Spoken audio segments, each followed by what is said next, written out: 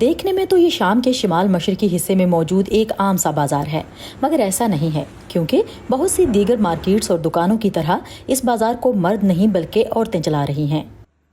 خواتین کو معاشی امداد دینے والی ایک تنظیم کی مدد سے 14 خواتین نے حال ہی میں اس مارکیٹ کا آغاز کیا ہے۔ 2 مہینے پہلے یہ مارکیٹ کھلی تھی۔ شکر ہے ہم بہت خوش ہیں اور یہاں سامان بھی مہنگا نہیں۔ اس مارکیٹ کو قائم کرنے والے کہتے ہیں کہ وہ زیادہ سے زیادہ خواتین کو کام دینے کے ساتھ مقامی افراد کو سستے داموں اشیاء فروخت کرنا چاہتے ہیں۔ ہر چیز یہاں سستی ہے، خواتین کے لیے بہت مفید بات ہے۔ وہ آتی ہیں، کام کرتی ہیں اور بہت خوش اور مطمئن ہیں۔ ہم کاروبار کو مزید بڑھانے کا سوچ رہے ہیں۔ عمودہ شہر کے لوگوں کو خواتین کی طرف سے چلایا جانے والا یہ بازار پسند آ رہا ہے۔ میں یہاں سے سبزی پھل اس لیے خریدتا ہوں کیونکہ اس کے دام سستے ہیں۔ دوسری بات یہ کہ میں خواتین کی مدد کرنا چاہتا ہوں۔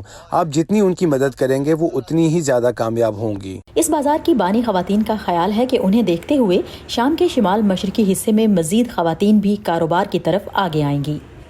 زانا عمر کے ساتھ سعدیہ زبران جھا، وائس آف امریکہ۔